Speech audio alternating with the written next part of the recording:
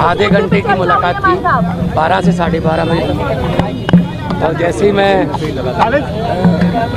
बैठा वहाँ पे मुलाकात की जो कुर्सी थी, तो बहुत दुख हुआ दिल को कि मतलब जो हार्डकोर क्रिमिनल होते हैं, जो खतरनाक अपराधी होते हैं, उनके वाली सहूलतें भी नहीं मिल रही हैं। जेल का मैनुअल देखिए, इसमें ये लिखा हुआ है 602 क्लॉज है, इसमें लिखा हुआ है however the superintendent of the prison may allow well behaved prisoners to have face to face interview after giving due consideration to security and other related aspects.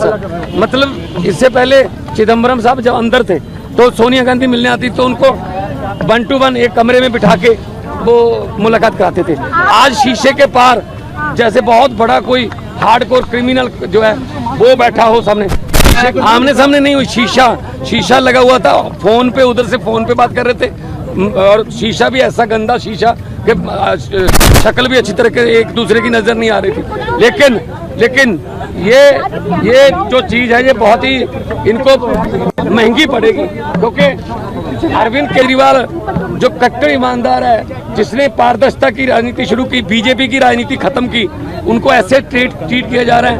आज मुझे थोड़ा टाइम लगा अपने आप को संभालने में। आम आदमी पार्टी एक डिसिप्लिन ग्रुप है, आम आदमी पार्टी एक बहुत ही मतलब डिसिप्लिन में रहने वाली जमात है। हमारी पूरी पार्टी एक साथ है, चट्टान की तरह हम अरविंद केजरीवाल के साथ खड़े हैं और आएंगे, बाहर आएंगे। और 4 जून को, ये बात मेरी नोट कर लेना, स्क्रीन रिकॉर्डिंग करके रख लेना, 4 जून को जब देश में रिजल्ट आएंगे तो आम आदमी पार्टी एक बहुत बड़ी पॉलिटिकल शक्ति बन के उभरेगी। आज जब सर से मिले तो हम सबने पूछा कि सर आप कैसे हैं, आपका हेल्थ तो ठीक है, आप कैसे हैं?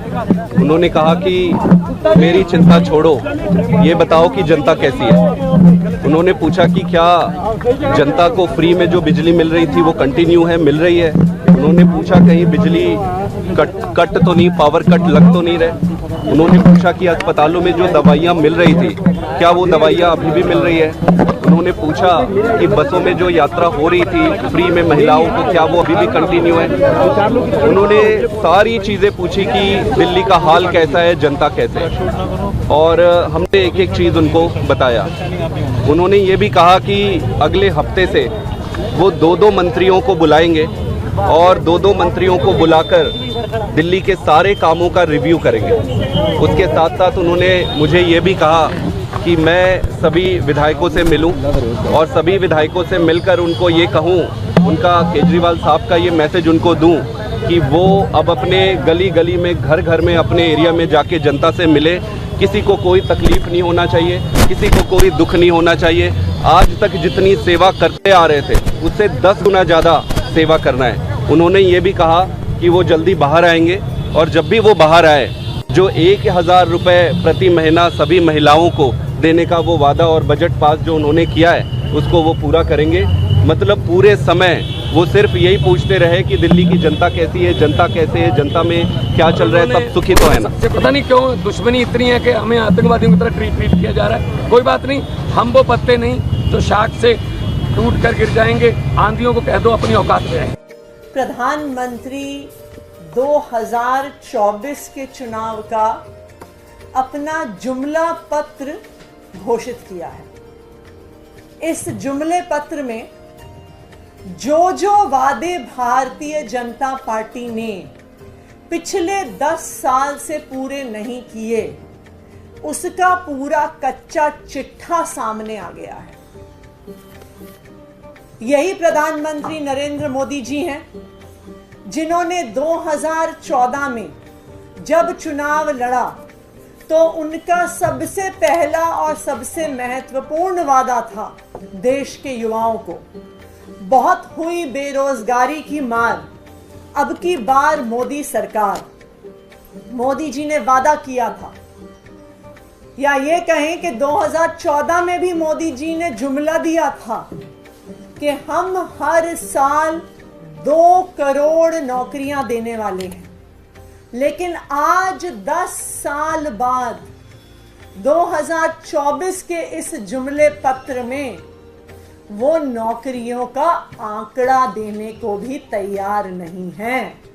कहीं पर इस 75 पेज के डॉक्यूमेंट में ये आंकड़ा नहीं दिया है मोदी जी ने कि 10 साल में कितने युवाओं को बेरोजगारी दी। एक्चुअली ये है जो मोदी जी ने पिछले 10 साल में इस देश के युवाओं के लिए किया है। दूसरा, जो मोदी जी ने 2014 में वादा किया था, जो उनका दूसरा सबसे बड़ा स्लोगन था, जो उनका दूसरा सबसे बड़ा जुमला था, बहुत हुई महंगाई की वार, अब की बार मोदी सरकार।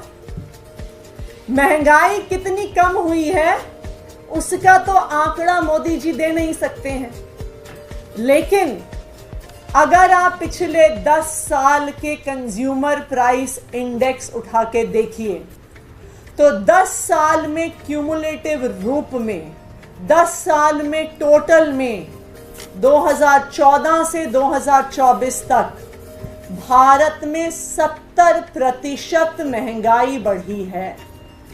ये पूरे दुनिया के देशों में टर्की के बाद दूसरे नंबर पर है। ना सिर्फ युवाओं के साथ अत्याचार हुआ, ना सिर्फ महंगाई बढ़ी, ना सिर्फ किसानों के साथ अत्याचार हुआ, शिक्षा और स्वास्थ्य के नाम पर भी भारतीय जनता पार्टी ने इस देश के लोगों को धोखा दिया। आज इस देश के युवा बेरोजगारी से परेशान हैं। आज इस देश की गृहिणी महंगाई से परेशान हैं। सिलेंडर का दाम 300 रुपए से 1200 रुपए पहुंच गया, डीजल का दाम 55 रुपए से 90 रुपए पहुंच गया, पेट्रोल का दाम 75 रुपए से 100 रुपए पर पहुंच गया। आज इस देश के हर परिवार को अपना खर्चा चलाने में दिक्कत हो रही है। आज किसान के पास अपनी फसल बेचने का तरीका नहीं है, अपनी आय बढ़ाने का तरीका नहीं है। आज बच्चों के लिए सरकारी स्कूल नहीं है, देश के किसी नागरिक के लिए स्वास्थ्य की सुविधा नहीं है। तो आज जो जुमला पत्र भारतीय जनता पार्टी ने रिलीज किया है, देश के कोई भी लोग उस पर विश्वास नहीं करने वाले हैं। इस बार इन जुमलों के खिलाफ देश के लोग जरूर वोट डालेंगे।